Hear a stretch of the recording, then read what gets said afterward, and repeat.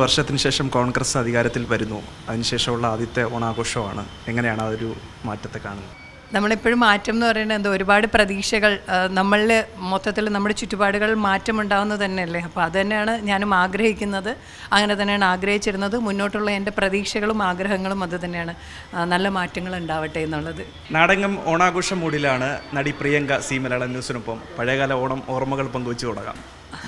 പഴയകാല ഓണം എന്ന് പറയുമ്പോഴത്തേക്ക് ഞാൻ വാമനപുരത്ത് ജനിച്ചു വളർന്നതൊക്കെ, അപ്പോൾ അതുകൊണ്ട് ഓണം ഭയങ്കര രസമായിരുന്നു. കുട്ടിക്കാലത്തെ ഓണമാണെങ്കിലും എൻ്റെ ഒരു കുറച്ച് ടീനേജ് ആണെങ്കിലും ഒക്കെ ഓണം ഭയങ്കര രസമായിരുന്നു. പക്ഷേ ഞാൻ ഈ ഒരു ഫെസ്റ്റിവൽ ടൈമിനൊക്കെ കഴിവതും ഞാൻ വീട്ടിലെത്താൻ നോക്കാറുണ്ട്, വീട്ടുകാരോടൊപ്പം ഉണ്ടാവാറുണ്ട്. ഈ ഓണത്തിന് ഞാൻ വീട്ടുകാരോടൊപ്പം ഉണ്ട്.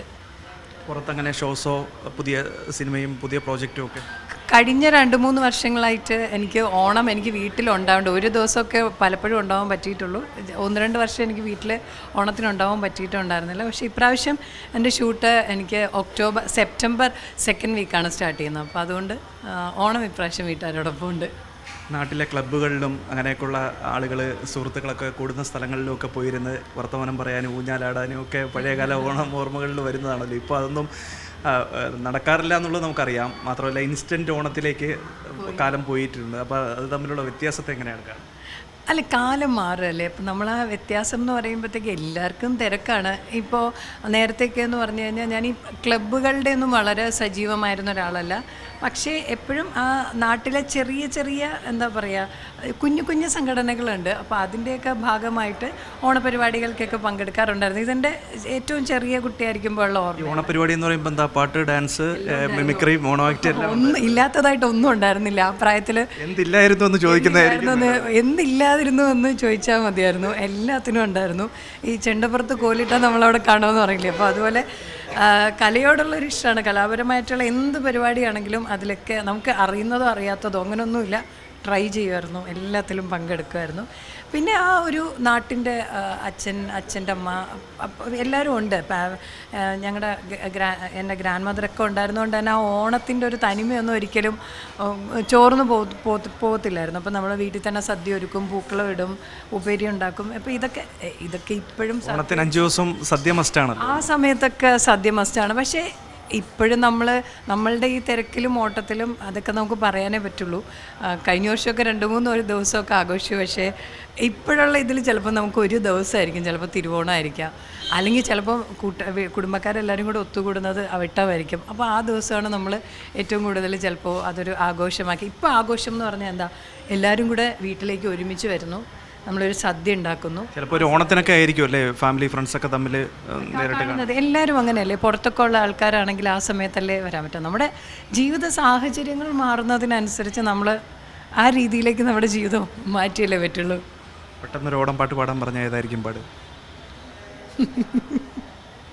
മാവേലി നാടു വണിടും കാലം മനുഷ്യരെല്ലാവരും ഒന്നുപോലെ ആമോദത്തോടെ വസിക്കും കാലം അബദ്ധങ്ങാർക്കുമൊട്ടില്ല താനും കള്ളവുമില്ല ചതിയുമില്ല എള്ളോളമില്ല പൊളിവചനം കള്ളപ്പറയും ചെറുനാഴിയെയും കള്ളത്തരങ്ങൾ മറ്റൊന്നുമില്ല.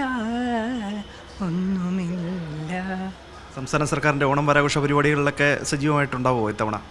ഇപ്രാവശ്യം ഇവിടെ ഉണ്ടെങ്കിൽ ഉറപ്പായിട്ടും സജീവമായിട്ട് തന്നെ ഉണ്ടാവും. ഒരു 2 വർഷം മുന്നേ ഓണപരിപാടികളുടെ ഉദ്ഘാടനം എന്ന് പറഞ്ഞാൽ എൻ്റെ ഡാൻസോട് കൂടിയായിരുന്നു.